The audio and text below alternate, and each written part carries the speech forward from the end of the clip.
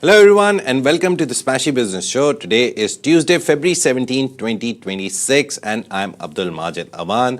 The world is moving on from Middle Eastern conflicts. There's a lot of silence around a lot of things. Ramadan is coming. Ramadan is going to be one of a colder one this year. The weather is great in the Middle East right now. It's 27, 28 outside. So we're going to have a nice Ramadan and we will be doing the show again in Ramadan also. But today's top stories are very interesting. There's a US AI firm, Luma AI. If you've seen the new videos online where people are redoing famous movie endings, famous movie startings, Luma AI is one of them. They have opened a Riyadh office to advance Arabic native AI with HUMAIN, which is the AI company, the national AI champion of Saudi Arabia. We are also going to talk about UAE legal tech pioneer Clara, which has been acquired by Singapore's Ascentium. I'll tell you the story of Clara and the founder, what they do and how they became so big and what was the vision behind it. So let's start with the very first story of the day. American generative AI company Luma AI is opening a regional headquarters in Riyadh to accelerate Arabic native artificial intelligence in partnership with Saudi AI champion HUMAIN. Now valued at nearly $4 billion, Luma raised $900 million in a 2025 Series C round, which was led by HUMAIN again, underscoring Saudi Arabia's growing role in the global AI funding. The new office will serve as Luma's MENA hub, Middle East and North Africa hub for clients, partnerships, and advanced development, supporting HUMAIN Create, an initiative to build a Saudi-developed Arabic foundation model trained on regional language and data. The expansion includes local hiring across engineering, so a lot of roles for you guys in Saudi Arabia and Riyadh, and also commercial roles. Luma will also become the preferred generative AI technology partner for Publicis Group Middle East also, and it will embed AI video tools into advertising workflows across the region for Publicis. It's very interesting how this all is happening. Recently, one of the founders of Luma AI was talking to HUMAIN AI and he was explaining how AI is going to, we've heard a lot about it, that AI is going to do this, going to replace human beings in their jobs, but there's a very nice thesis that he presents that how AI will free up time for us.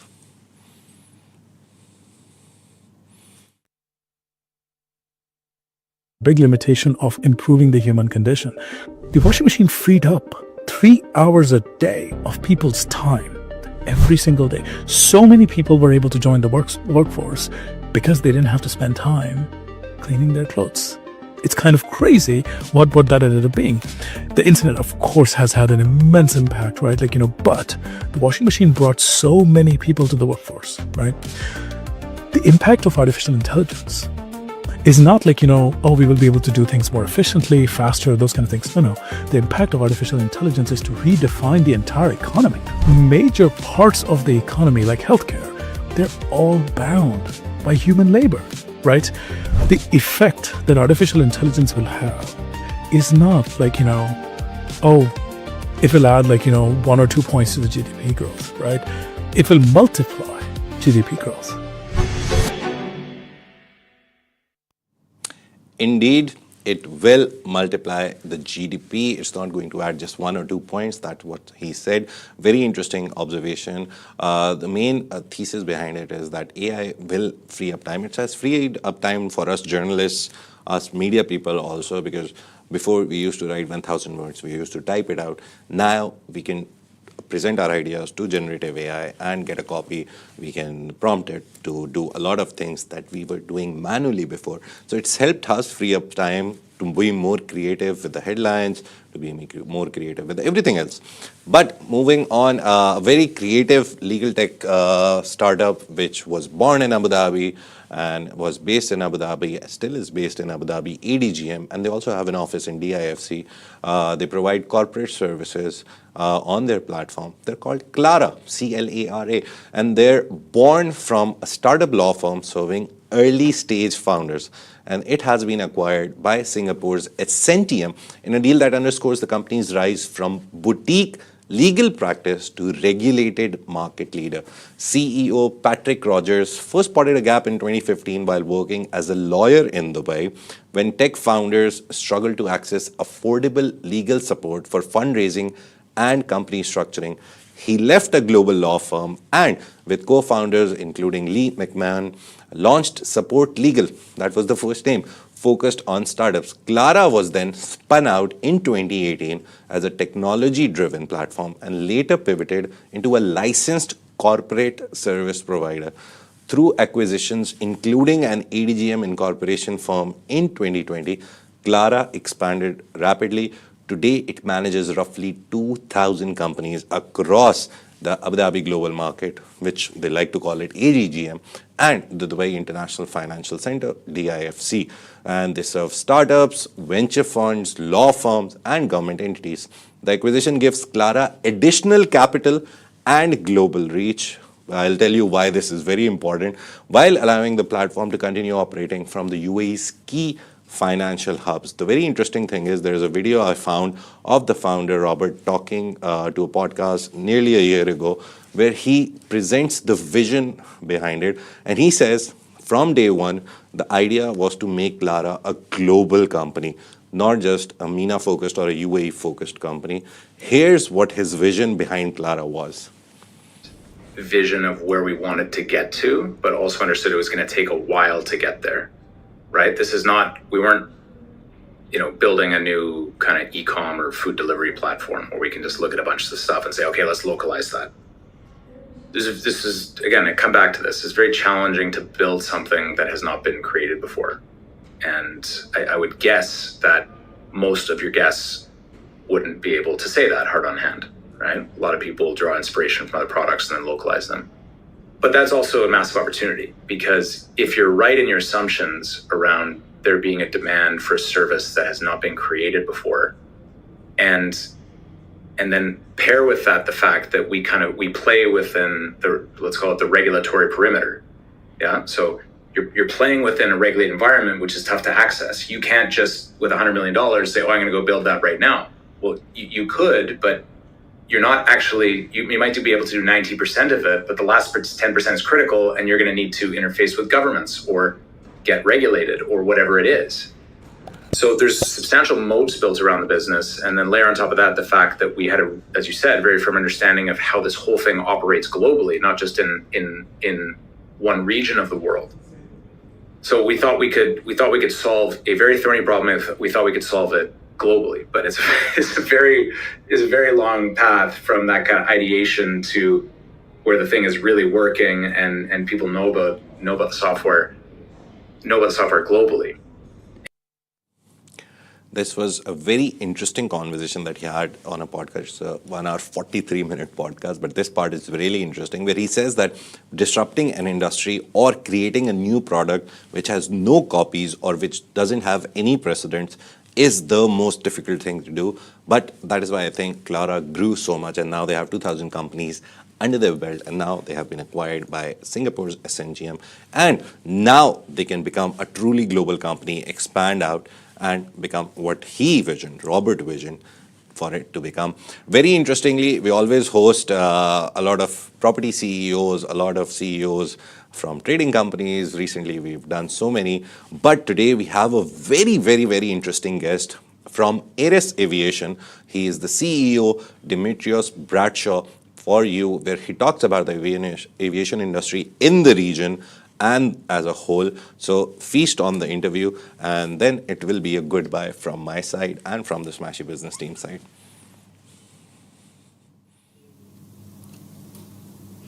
Welcome back. Today on the show, we are joined by Demetrios Bradshaw, CEO of Aeras Aviation, a global asset management company specializing in end-of-life aircraft engines and aftermarket solutions.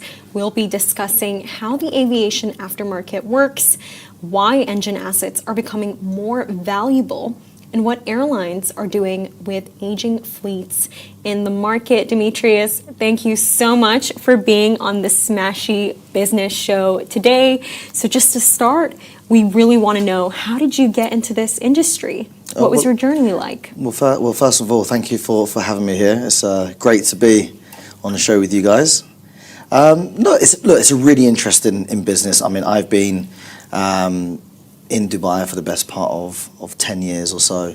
Been coming to Dubai since 2006, and there's been a huge change in Dubai itself. Now positioned as in the centre of the world for connectivity, and aviation has come along with that as well, and has been a big factor in connecting people in this part of the world.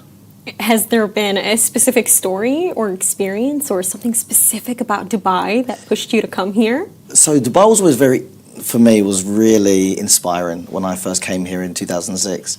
And I've been in the industry since 2011, and coming backwards and forwards from the UK to Dubai, I saw this potential, and I then relocated here in 2016, started my business in 2017, and it's really grown and really developed, and we're now a global player in the industry. And Dubai, where we're positioned, is a big factor in how we've grown.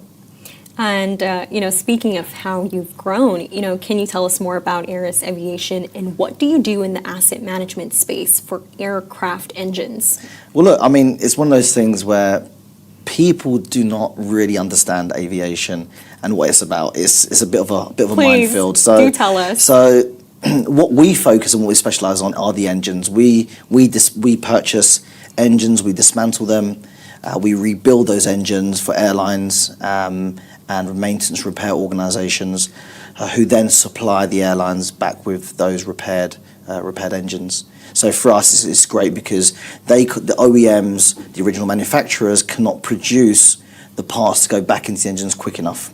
So that's where we step in.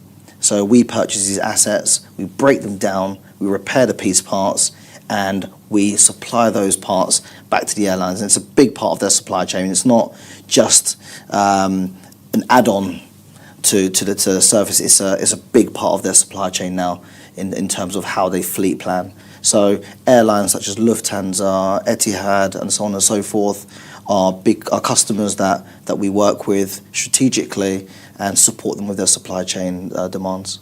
And what specific engine platforms do you cover, and what makes these particular models significant? Yeah. So look, everyone knows of Rolls-Royce. It's a big name, big household name over many years, based out of Derby. So we focus on those Rolls-Royce engines, Pratt & Whitney, who often supply the military in the United States, engines that go on to the likes of EasyJet or Ryanair. These are all the different types of engines that we work with on a day-to-day basis. And I'm going to ask you the question that I'm sure everyone would love to know. How is this industry such a moneymaker? Well, that's an interesting one. So, look, it's just, for me, it's just about being smart, looking forwards, and staying focused. I mean, we have to look at the trends. COVID for us was a difficult time, as it was for a lot of businesses, not just in aviation. But what we did was we diversified not just into commercial aviation, but also into cargo, and cargo was a big space for us in during the COVID period. Coming out of COVID, airlines wanted to get back in the air. People wanted to restart their businesses and, reintroduce connectivity.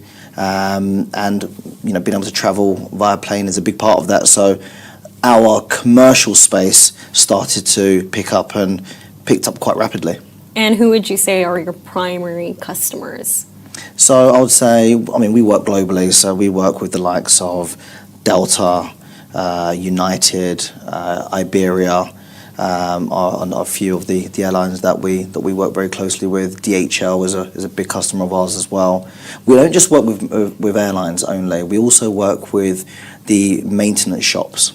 So a lot of these airlines put their engines with maintenance shops in order to get those repaired, and they're the ones who are trusted to procure parts from suppliers like ourselves. So we have a close relationship with those as well. And what I'm curious about are, what are some of the biggest challenges facing the aviation asset management industry right now, and perhaps your company? Yeah, I think COVID was a big part in this. So a lot of people who work for those repair shops. So when we take an engine, we break it down to fulfill and feed those repair shops or those airlines with their surplus material.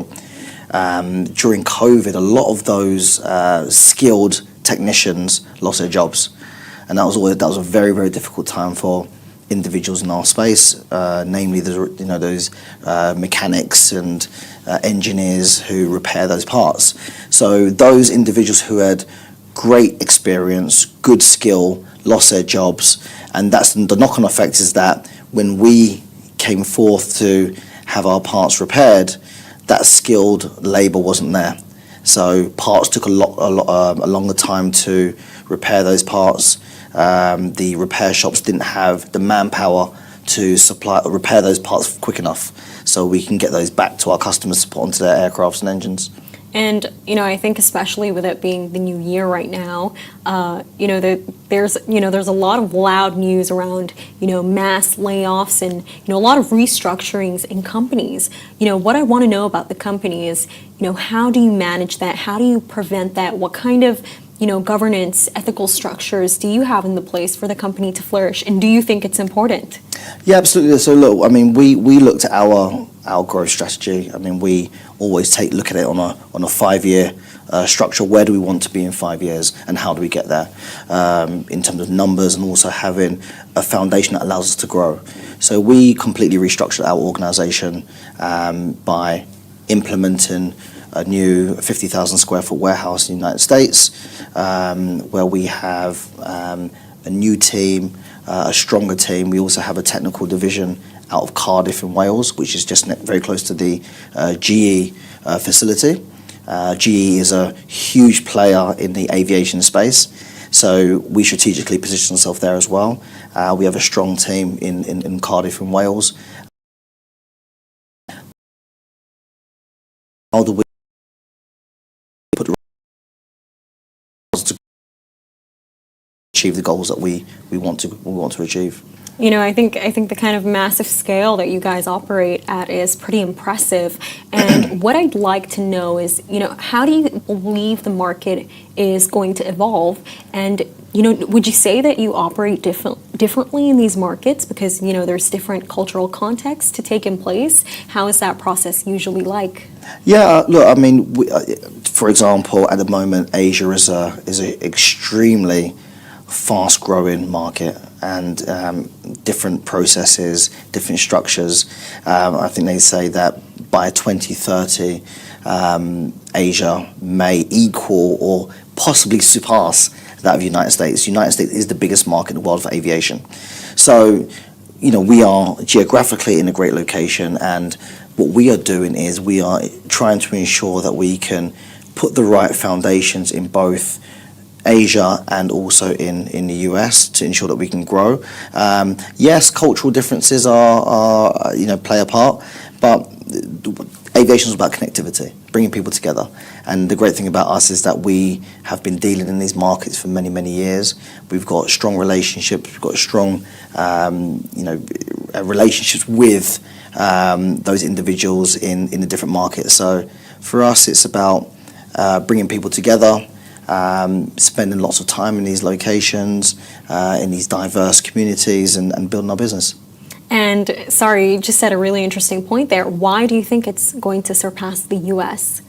Well, look, Asia is a very interesting place in terms of assets, the amount of people, the amount of the continent is so huge. The Asia Pacific region is massive. They are doing more and more, a lot faster than the rest of the world at the moment. So travel is essential. Air travel is essential. So the trend, we are looking at the trends at the moment, and that is what we are seeing. And, in the next decade, how do you think the market is going to specifically grow, especially in the Middle East? The Middle East, as I said, is, for us specifically, we're probably in the best place in the world right now. And, it's a safe space, and that's one of the reasons why I love being here in Dubai. Now, in terms of the actual growth, we are a gateway to Africa.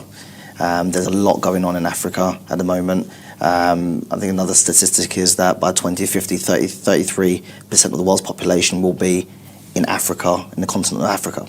So when you look at the way things are changing, if you look at the gateway to Asia from the US, from the gateway to Asia from the UK or from Europe, it all comes through the Middle East. So it's a very important and strategic hub for us in a growing business, but also for people, every day. And, is there a specific country that the country is eyeing to expand into right now? Not necessarily. I think we are in terms of the Asian market. We are laying some roots down in Australia. It's a key market for us as well to get to connect into Asia. But we are expanding our footprint at the moment in the US quite heavily. We are a Middle East-based company, but for us, growing that US market is key for us. It's important for us to ensure we've got access to capital markets, but more importantly, for us having our warehouse to ensure quality is at the forefront of what we do. And there's just the topic of AI that I'd just like to touch up on because, we've seen how it's just been completely revolutionary. How would you say artificial intelligence has impacted the industry in your business? Yeah, look, I think this is one of the key topics at the World Economic Forum in Davos about Abu Dhabi being being the forefront of AI, which is great. I'm very pleased that we're in a place that treats it as such. Now, in terms of aviation, we are starting to implement our own AI technologies within our business for the supply chain. It's important that we have these systems in place to carry forward. We need to respond quicker to fleet planning demands from our airlines, and that's one of the things that we've implemented within our own company. And for the final question, before we wrap up the show, what would you say is your final message to the SmashiBusiness audience? I would say that the world is getting smaller. It's become a smaller place, and we are working very, very hard with the OEMs and the airlines to ensure that when you travel, you are safe. Quality is at the forefront of everything that we do.